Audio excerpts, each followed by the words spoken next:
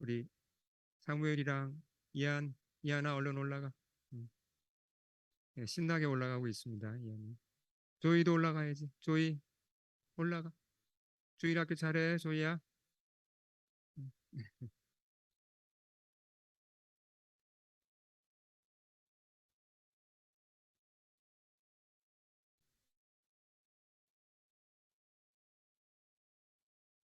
네, 오늘 말씀은 예배 중에 일어난 사고라는 제목으로 함께 계속 사도행전을 말씀을 잘 듣겠습니다.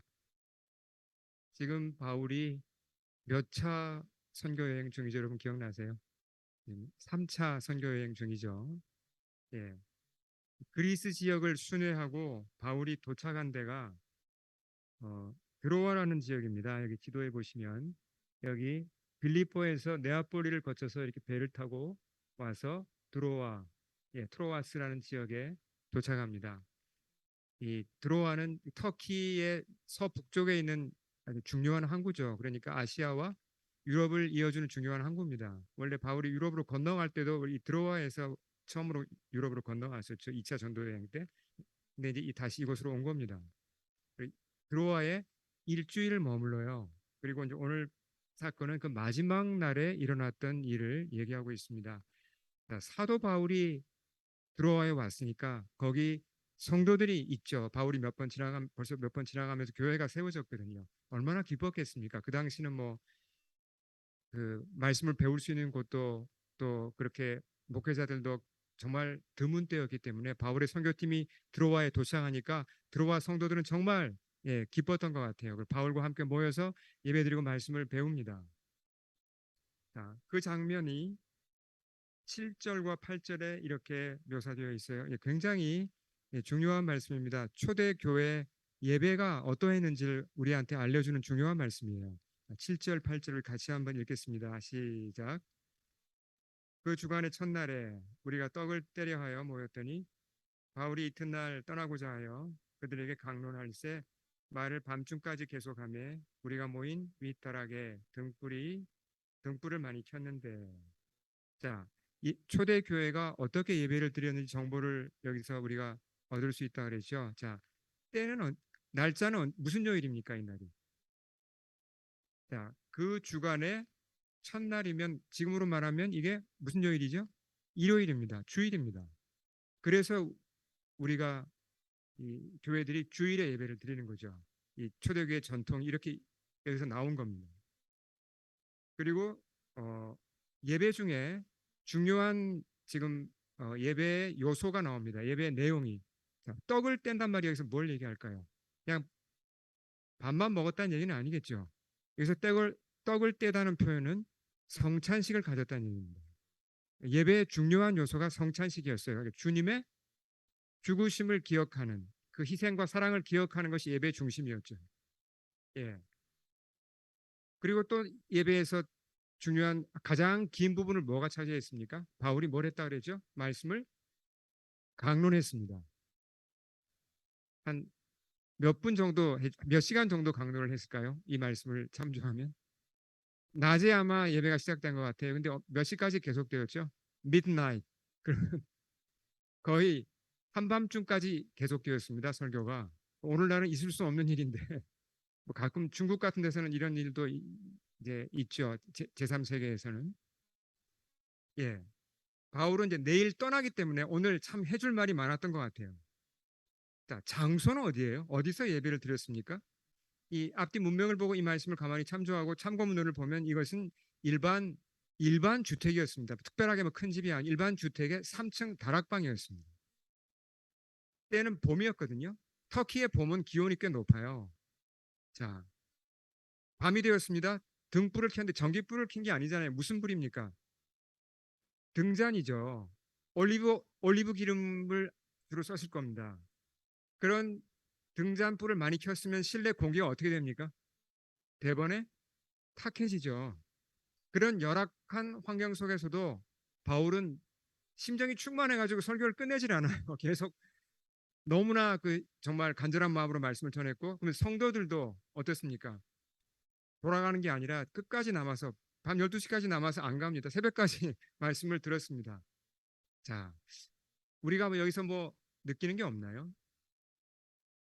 만약에 이렇게 한번 가정을 해보죠. 만약에 이런 일은 있을 수 없지만 그냥 만약입니다. 사도 바울이 오늘날 나타나셔서 몬트리올에 와서 집회를 한다고 광고가 뜨면 모일까요? 어디서 사도 바울 사도께서 설교를 하신다고 예배를 인도한다고 하면 사람들이 많이 모이겠죠. 분명히 모일 겁니다.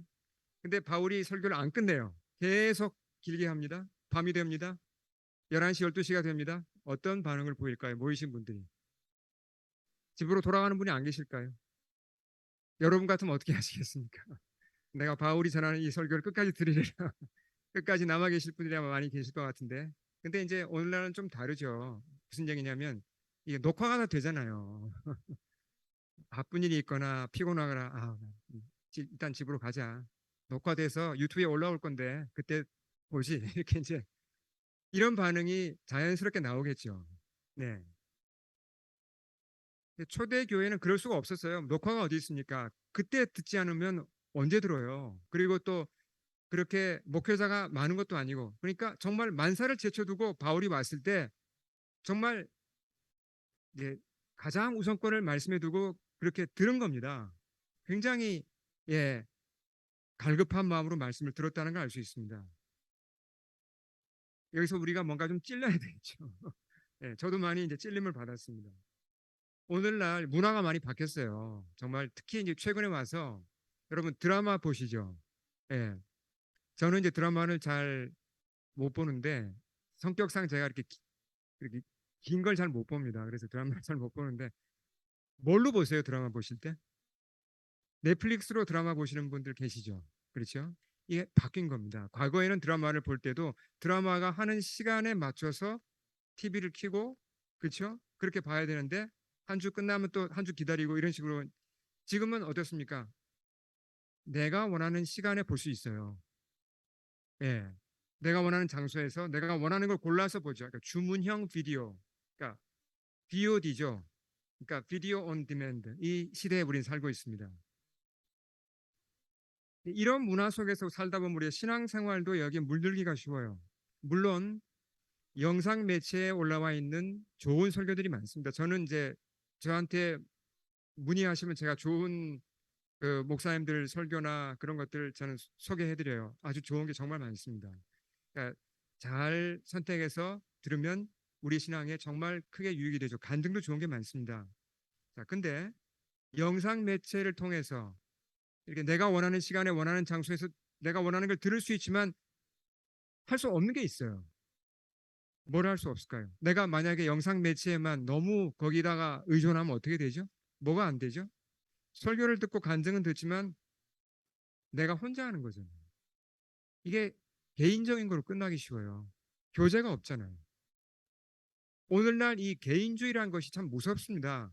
한국도 마찬가지고 캐나다도 개인주의가 굉장히 아주 강하게 퍼져 있고 여기 영향을 받으면 신앙도 그냥 개인적인 선에서 머물러 버리기 쉽습니다. 그냥 각각 담을 쌓고 잘 허물질 못하고 내 영역에서만 그냥 머물기 쉽죠. 그러면 건강한 신앙이 될 수 있을까요? 아니죠. 이건 뭔가가 막히는 겁니다. 성당이 막히는 거고 예, 균형이 깨지는 것이죠. 그런 점에서 교회가 굉장히 중요합니다. 오늘날도 역시 이 우리가 잘못하면 주문형 설교 시대로 이렇게 흐르기가 쉬워요. 주문형 뭔가 신앙도 내가 원하는 개인주의로 흐르기가 쉬운데 조심해야죠. 그래서 이 교회 생활, 교회에서 함께하는 신앙 생활과 이게 같이 가야 돼요. 굉장히 중요한 겁니다. 그래야 균형을 우리가 잡을 수 있죠. 자, 다시 이 드로아에서 드린 예배로 돌아가 보겠습니다. 예배의 중요한 요소 중에 하나가 뭐라 그랬죠? 떡을 떼며 이게 뭐 하는 거라 그랬습니까? 성찬이죠. 자, 여러분 성찬이 뭔지 다 우리는 알고 있습니다. 우리도 성찬식 하죠.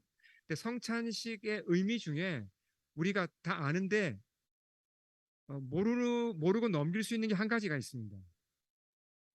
자, 예수님이 그 마지막 식사에서 이 성찬식을 제정하시잖아요. 그러면서 그 포도주 잔을 몇 번 드는지 아십니까? 물론 포도주 잔은 아니지만 이 잔을 주님이 드시죠. 잔을 들고 여기다 의미를 부여하셨는데 이거 몇 번 하시는지 기억하세요? 가장 자세히 나와 있는 복음서가 누가복음입니다. 저녁 식사 전에 한번 잔을 들고 의미를 부여하십니다. 식사 끝나고 또 한번 의미를 부여하세요. 그걸 우리가 잘 볼 필요가 있습니다. 식사 후에 하신 그 내용은 우리가 아는 건데 그것부터 보죠. 자, 누가복음 22장 20절 같이 한번 읽어보겠습니다. 시작. 저녁 먹은 후에 잔도 그와 같이 하여 이르시되 이 잔은 내 피로 세우는 새 언약이니 곧 너희를 위하여 붓는 것이라. 이건 우리가 다 알고 있습니다. 주님의 새 언약, 주님의 피, 이걸 기념하는 것이, 기억하는 것이 성찬의 의미죠. 그러면 식사 전에도 잔을 드셨는데 도대체 무슨 의미를 가지고 그렇게 하셨나? 자, 이 부분은 우리가 놓치기 쉬운 부분이에요. 자, 17절, 22장 17절도 같이 읽겠습니다. 크게 읽겠습니다. 시작. 이에 잔을 받으사 감사기도 하시고 이르시되 이것을 갖다가 너희끼리 나누라. 자, 잘 보세요. 주님이 잔을 받았습니다. 잔을 받았다는 게 어떻게 했다는 얘기죠? 잔을 받았다는 건 잔에 입을 댔을까요? 입을 댄 겁니다. 주님이. 그 잔에 입을 대시고 포도주 잔에 입을 대시고 누구에게 주셨어요? 모여있는 12제자에게 주시면서 뭐라 그러셨죠? 예, 너희끼리 나누라. 너희가 이걸 나누어 마시라 그랬습니다. 그럼 제자들이 받았겠죠? 받아서 조금 마십니다. 옆 사람에게 전해주면 또 마시고 12명이 다 그렇게 그 하나의 잔을 나눠 마신 겁니다. 이게 무슨 의미가 있죠? 주님이 왜 이렇게 하게 하셨습니까? 어떤 의미죠? 어렵지 않습니다. 피가 이 포도주가 뭘 상징합니까? 주님의 피를 상징하잖아요. 12명이 다 같은 잔 같은 피를 마셨습니다. 뭡니까 이게? 너희는 이제 내 피를 나눈 형제다. 그걸 얘기해 준 겁니다. 내 안에서 너희는 진짜 혈육은 아니지만 그것보다 더 중요한 나의 피를 나눈 형제가 되었다는 걸 알려주신 거예요. 근데 이게 뭐 제자들이 금방 그렇다고 뭐 이제 서로 뭐 내 형제요 뭐 사랑하노라 뭐 이렇게 됩니까 이게? 잘 안 되죠. 어, 근데 우리가 성찬의 의미 가운데 첫 번째 잔이 주님의 잔을 나누어 마시라고 했다는 사실을 기억해야 돼요. 주님과 나와의 관계, 주님의 피를 인하여 내가 구원받았다는 걸 그걸 기념하는 것만이 성찬이 아닙니다. 동시에 뭘 기억해야 되죠? 그건 수직 관계죠. 주님과 나와의 관계는 수직 관계입니다. 주님의 피로 내가 씻음 받았죠. 수평 관계도 있습니다. 뭐죠? 주님의 피 덕분에 내가 내 형제 자매와도 이제 깊이 연결될 길이 열렸다는 것입니다. 교제할 수 있는 가능성이 열렸다는 것입니다. 이걸 기억하는 것이 성찬식이에요. 자, 근데 이제 이런 질문이 나와요. 그러면 목사님, 그 교우 사이에서 교제하는 게 즐거운 건 알겠는데 늘 즐겁진 않잖아요. 부담이 될 때도 있잖아요. 맞습니다. 뭐 누구나 다 느끼는 얘기죠. 교제가 쉽지 않습니다. 형제 자매로 지내는 게 쉽지 않습니다. 근데 보세요. 성찬식을 할 그 자리에 유다가 있었습니까? 가론 유다? 있었을까요? 이미 떠났을까요? 그가 그 밤에 나가잖아요. 주님이 그 언제 이 성찬식을 하셨냐면 유다가 있는 자리에서 하셨어요. 예, 웬만하면 그냥 그 배신자를 야 유다 너는 좀 나가 있어라 이렇게 쫓아내고 그냥 주님을 정말 따르는 사람만 모아놓고 성찬식을 하셔도 될 것 같은데 그러지 않고 유다가 있는 자리에서 주님이 잔을 주시고 빵을 주셨습니다. 놀랍죠? 예, 이거 우리한테 의미하는 바가 크죠. 제자들은 근데 아직도 성찬의 의미를 잘 몰랐어요. 주님의 피를 나누는 형제다 이런 걸 이해를 못했다는 게 어떻게 보면 우리한테도 위로가 됩니다. 12제자도 서로 형제 자매로 존중하고 사랑하고 그 잘 못했어요. 그 증거가 뭐냐면 성찬식을 가르치자마자 직후에 일어난 일이 뭐죠? 그게 누가복음에 그대로 기록되어 있습니다. 주님이 성찬식을 가르쳤는데 성찬의 의미를 가르치자마자 말다툼이 일어났습니다. 무슨 말다툼이요? 서열에 대한 말다툼. 우리 중에 누가 제일 큰가? 나다. 아니야, 나야. 이 다툼이 치열하게 일어났어요. 예. 참 어떻게 보면 우리의 모습이죠. 이것이. 근데 사람 편에서 보면 이게 참 이게 요원해요. 이런 사람들이 어떻게 서로 형제 자매가 되고 어떻게 교제가 되고 주님의 피를 나눈 형제로서 서로 존중하고 서로 정말 그렇게 위하고 할 수가 있겠습니까? 근데 주님이 그러니까 긴 시간을 두고 그렇게 만들어 갔어요. 그들을 깎고 다듬고 때로는 고난을 통해서 또 훈련을 통해서 그들을 몰아가셔서 정말 서로에게 마음을 열고 서로를 존중하고 서로를 아끼는 사람들로 만들어 가세요. 주님이. 어떻게 보면 주님이 그런 주님의 결심을 보여준 거예요. 그 시간에. 너희가 지금 이렇게 서로 잘 사랑하지 못하지만 서로 이렇게 형제 자매로 잘 못 지내지만 내가 그렇게 만들 거다. 너희들 한번 봐라. 네. 자, 바울의 설교가 몇 시까지 계속됐다 그랬죠? 정말 늦게까지 계속, 야, 사정이 넘었습니다. 예기치 않은 사고가 예배 중에 일어납니다. 9절 우리 앞을 보면서 같이 한번 읽어보겠습니다. 시작. 유두고로 하는 청년이 창에 걸터 앉아 있다가 깊이 졸더니 바울이 강론하기를 더 오래 하며 졸음을 이기지 못하여 3층에서 떨어지거늘 일으켜 보니 죽었는지라. 아이고, 이 청년이 어떻게 됐습니까? 죽었어요. 왜 이 청년이 우리가 생각할게요. 여기서 먼저 어디에 이 사람이 앉아 있었다 그랬죠? 창문에 기대어 있었습니까? 창문에 걸터 앉아 있었습니까? 예, 걸터 앉아 있었어요. 아니 무슨 배짱으로 3층 창문에 걸터 앉아요? 아니 아무리 그래도 그렇지. 근데 우리가 좀 이 청년의 입장을 좀 이해할 필요는 있습니다. 유두고라는 이름은 그 당시 노예들에게 주어지는 전형적인 이름이었습니다. 우리가 보통 이름 들으면 그 사람의 신분이 드러나잖아요. 그 시대에는 아마 10중 8구 노예였을 겁니다. 그러면 하루 종일 노동을 했겠죠. 일을 많이 하고 예배에 온 겁니다. 늦게까지 예배 자리에 앉아 있는 거면 이 사람 정말 크리스찬 맞아요. 그렇죠? 근데 피곤하니까 졸리잖아요. 거기다가 아까 실내 공기가 어떻다 그랬죠? 많은 등불을 켜놨으니까 탁합니다. 덥죠? 안 졸리면 이상한 거죠. 졸립니다. 그러니까 졸음을 깨우려고 어떻게 했던 것 같습니까? 창가로 온 거예요. 그렇죠?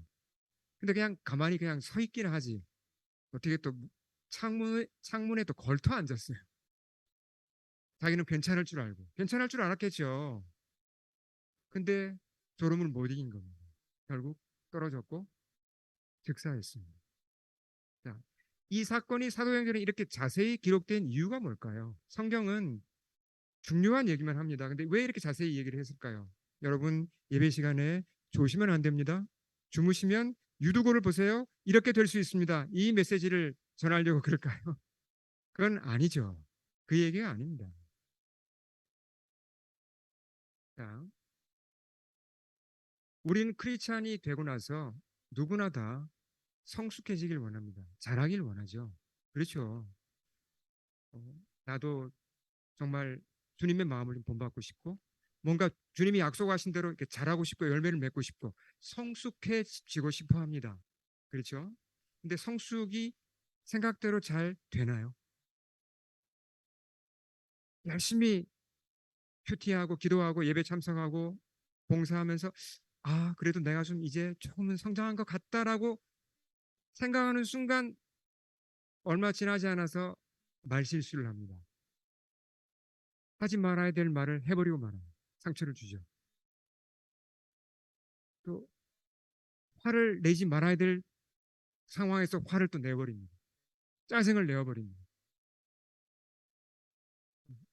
나는 이거 도대체 언제 나는 철들려나? 언제 주님 제자로 내가 이 성숙할 수 있지? 요원해 보여요. 그런 경험 아마 해보셨을 겁니다. 유두고가 보세요. 떨어진 이유 중에 하나는 뭐죠?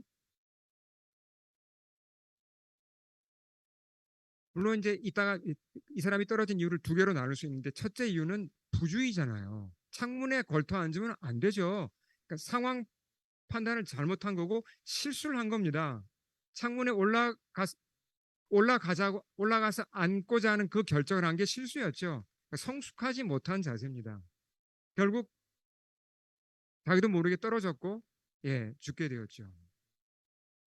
우리는 성숙하길 원하는데 크리스찬으로 성장하길 원하는데 생각보다 쉽지 않습니다. 더딥니다. 실수를 많이 해요. 예. 주님의 관심이 주님이 우리를 보실 때 가장 큰 관심을 어디에다가 두실까요? 우리가 우리 자녀를 볼 때 가장 큰 관심을 어디에 둡니까? 여러분 성적에 두십니까? 건강에 두십니까? 신앙에 두십니까? 뭐 다 상황에 따라 다르겠죠. 예. 주님이 우리를 보실 때 가장 큰 관심이 어디 있을까요? 좀 얘들이 좀 빨리 성장해야 될 텐데 성장해서 좀 훈련받고 빨리 좀 일해야지. 내가 할 일이 얼마나 많은데 얘네들이 좀 빨리 커서 내 일을 좀 빨리 했으면 좋겠다. 여기에 주님의 관심이 있을까요? 그렇지 않습니다. 성경을 보면 주님은 사람이 없어서 일을 못 하신 건 절대로 아니에요. 사실 주님이 다 하십니다. 우리가 못 도와드려서 주님 일을 못 하는 거 전혀 아니에요. 주님의 첫째 관심은 일이 아닙니다. 우리의 성장이고 우리의 성숙이죠. 우리가 변하길 원합니다. 그러니까 긴 계획을 가지고 우리가 어떻게 보면 이 세상을 떠나기까지 주님 우리를 키워가세요. 네. 자, 성경의 인물들을 보시면요. 구약 성경의 아브라함, 그 믿음 좋은 아브라함, 이삭, 야곱. 어느 정도 훈련받고 이제 주님이 너희는 완성됐으니까 이제 내 일을 해라. 그렇게 했습니까? 아니요. 아브라함만 봐도요. 거의 죽을 때까지 하나님이 훈련하셨어요. 그러니까 평생 그를 키우셨습니다. 사도 바울 볼까요? 우리가 잘못 생각하면요. 바울은 다메섹 도상에서 주님 만나고 나서는 아주 몇 년 만에 확 변했구나. 엄청 성장해서 거의 완성된 그릇이 됐구나. 그때부터는 선교 여행 다니면서 정말 많은 일을 했구나. 와, 대단하다. 아니요. 그렇지 않습니다. 무슨 얘기냐면 선교 여행 중에도 하나님이 바울을 다듬고 키우셨습니다. 바울이 모난 부분이 많았어요. 바울이 한번 싸웠죠. 누구랑 싸웠습니까? 성경에 기록되어 있잖아요. 바나바와 한번 바나바하고 대판 싸웠습니다. 마가 문제로. 그거 잘한 겁니까? 아니죠. 뭔가 모난 성격이 드러난 거죠. 바울조차도 선교 여행하는 그 중요한 사역을 하는 사람조차도 주님이 평생 키우셨어요. 바울도 평생 그렇게 성숙을 향하여 나아갔던 사람입니다. 그러니까 주님은 정말 우리를 향하여 예, 확고한 계획 그리고 평생 계획을 가지고 우리를 키워가십니다. 이 사실을 우리가 받아들이는 게 중요해요. 예, 이해하고 받아들이는 이것이 중요하다는 얘기죠. 자, 자 그러면 한번 생각해 보죠. 우리가 이렇게 영적으로 성숙하는데 중요한 게 많습니다. 근데 오늘 말씀을 보면 우리의 성장과 성숙을 위해서 반드시 필요한 게 뭐라는 걸 알 수 있습니까? 오늘 말씀에서 간접적으로 그걸 드러내는 것이 뭐냐면 교회가 필요하다는 거예요. 교회. 교회라는 게 건물을 얘기하는 게 아니죠. 이런 교회 공동체가 필요하다는 거예요. 교회 공동체 안에서 우리는 효율적으로 성장할 수 있어요. 물론 교회 공동체 안에는 교제가 있고 또 즐거운 일도 있고 서로 이렇게 기쁨이 있죠. 그렇지만 서로 다른 사람들이 모였잖아요. 여기서 제가 아마 여러분에게 이런 질문 드리면 공감하실 겁니다. 교회 안에 나를 이해해 주는 사람이 왜 이렇게 적지? 왜 이렇게 나랑 다른 사람들이 많지? 그런 생각 해보셨죠? 우린 자란 배경이 다릅니다. 그리고 처해 있는 환경이 다릅니다. 성격이 다릅니다. 많이 달라요. 다른 사람들이 한 교회 안에 모여서 같이 예배드리고 같이 사역하고 봉사하다 보면요. 부딪히죠. 갈등이 일어납니다. 그 가운데 하나님이 일을 하시는 거죠. 우리를 닦으세요. 다듬으시고 주님이 일하는 마치 그 주님이 일하시는 작업대라고 할 수 있어요. 교회가 그런 의미에서는. 자, 또 한 가지 유두고의 문제를 보겠습니다. 그가 떨어진 이유 중에 하나는 이건 문자 그대로 사고예요. 사고잖아요. 물론 그가 좀 부주의했지만 부주의한다고 다 사고가 일어나는 건 아니죠. 근데 하필이면 그날 사고가 일어난 겁니다. 사고를 좋아하시는 분 아무도 안 계시잖아요. 다 피하고 싶죠.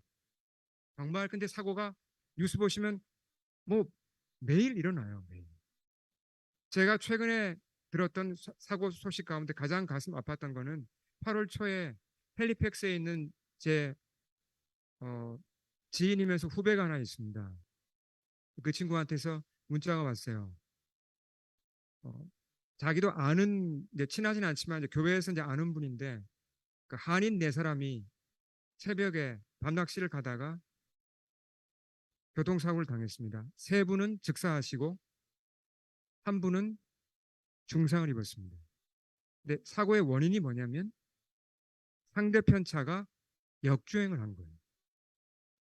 그러니까 한밤중에 역주행하는 차를 어떻게 피하겠습니까?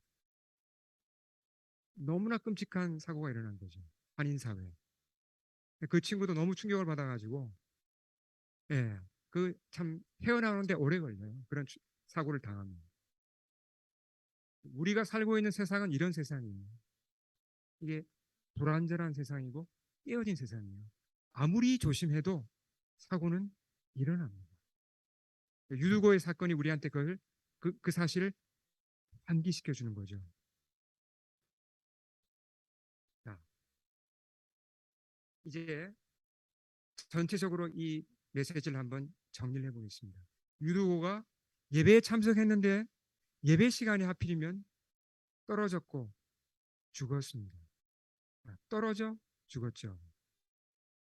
이 사건이 우리에게 주는 아주 분명한 메시지가 하나 있습니다. 사람은, 이거 잘 들어보세요. 사람은 추락하는 존재입니다. 이거 제가 무슨 철학적인 얘기하는 거 아니에요. 유두고가 추락했잖아요. 그것이 우리한테 보여줍니다. 모든 사람은 다 추락하는 존재입니다. 자, 보세요. 우린 지금 건강하게 서 있죠? 그러나 사고를 당하면 땅으로 추락합니다.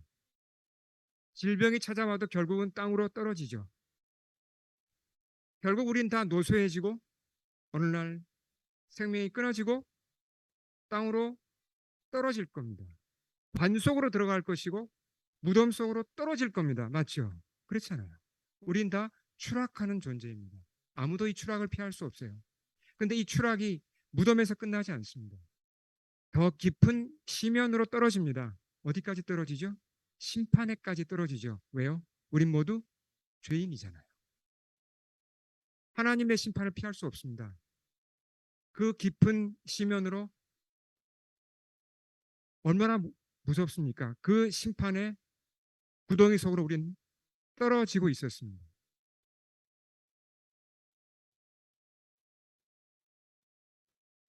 자, 또 한편으로 이 유두고의 사건이 우리한테 알려주는 바가 있습니다. 유두고는 죽었습니다. 사람이 할 수 있는 건 더 이상 아무것도 없어요. 생명이 끊어졌어요. 바울이 어떻게 했습니까? 10절 우리 앞을 보시고 크게 한번 읽겠습니다. 시작. 바울이 내려가서 그 위에 엎드려 그 몸을 안고 말하되 떠들지 말라. 생명의 계획이 있다. 놀랍게도 바울을 통해서 하나님은 유두고를 살려주셨어요. 놀라운 일을 행하셨습니다. 사람들이 얼마나 큰 위로를 받았겠습니까? 근데 유두고가 살았다는 것 자체보다도 더 중요한 건 이를 통해 누가 드러난 것입니까? 부활의 주님이 드러난 것입니다. 구원자가 있다는 사실이 드러난 것입니다. 바울은 올라가서 그래서 그 구원자이신 주님께 예배를 계속합니다.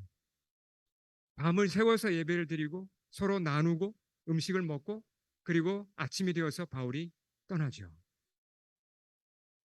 자, 우리에게는 구원자가 있다는 것을 상기시켜 주신다고 그랬죠. 앞서 말씀드린 대로 모든 인간은 추락하는 존재입니다. 근데 예수님이 이런 말씀을 하셨어요. 이 말씀 읽기 전에 요한복음 12장 24절을 우리가 읽고 제가 설명을 드리겠습니다. 먼저 읽겠습니다. 시작.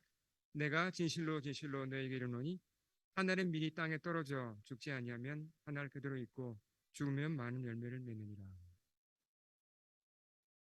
우리 모두 죄인이고 결국은 땅으로 떨어질 겁니다. 무덤으로 떨어지고 심판으로 떨어질 겁니다. 그런데 또 한 분이 땅으로 떨어지셨죠. 누가 떨어지셨습니까? 예수님이 떨어지셨습니다. 떨어지다는 이 헬라어 동사가 유두고가 떨어졌다고 할 때 쓰인 동사와 같습니다. 주님은 하늘에서 땅으로 떨어지셨습니다. 그게 끝이 아니었죠. 어디까지 떨어지셨습니까? 하나님의 심판의 자리인 십자가까지 떨어지셨습니다. 주님이 떨어지셨기 때문에 우리에게는 어떤 혜택이 돌아왔습니까? 우리의 추락이 멈춘 겁니다. 주님이 추락하는 우리를 붙잡으셔서 우린 죄인이었잖아요. 죄인은 가장 바닥에 있는 사람들입니다. 우리의 신분은 죄인이었죠. 바닥에 있던 우리를 주님이 어디까지 올리셨습니까? 어디까지 상승시키셨습니까? 하나님의 자녀라는 자리까지 상승시키셨습니다. 우린 심판받고 영원한 멸망 가운데 끝나야 했죠. 가장 깊은 바닥으로 시면으로 떨어져 가던 우리를 주님이 건져 올리시되 어디까지 건져 올리십니까? 주님의 교회가 되게 하시고 더 나아가서 아버지 집 하늘까지 우리를 끌어올리십니다. 주님 덕분에 우리가 이렇게 상승하게 된 거죠. 얼마나 놀라운 일입니까? 사람은 자기 힘으로 이 추락을 피할 자는 아무도 없습니다. 그러나 그리스도를 믿을 때 우리 신분의 상승이 일어나고 우리 존재 상승이 일어납니다. 하나님의 자녀로 그리고 천국의 시민으로 상승이 일어나죠. 이건 실화입니다. 또 한 가지 우리가 기억해야 될 게 있습니다. 자, 우린 유두고처럼 우리 자연스러운 우리는 추락할 수밖에 없는 존재라고 그랬습니다. 성품도 마찬가지예요. 주님이 잔을 나누어 주시면서 너희가 이제 형제다라고 했지만 우리 힘으로는 이게 됩니까? 한계가 있어요. 우리 힘으로는 안 돼요. 좀 하다가 넘어지고 좀 하다가 넘어지고 좀 하다가 미워하고 좀 하다가 화가 나고 못해요. 누가 우리를 바꾸실 겁니까? 누가 우리의 성품을 다듬고 깎아내어서 우리를 성장시켜서 주님 자녀다운 자로 바꾸시고 형제를 사랑하는 자로 이해하는 자로 공감하는 자로 바꾸실 겁니까? 누가 그렇게 하십니까? 주님이 하실 거라는 얘기입니다. 우리의 성품은 바닥이에요. 땅바닥에 있습니다. 그러나 주를 따라갈 때 우리의 성품도 어떻게 된다는 얘기입니까? 올라갈 수 있습니다. 상승할 수 있어요. 그 소망이 부활의 주님께 있다는 것입니다. 오늘 말씀 우리가 기억하시면서 우리를 위해 떨어져 죽으신 주님 감사하면서 그분을 따르기로 결단하고 우리 함께 기도하겠습니다. 우리 주께 머리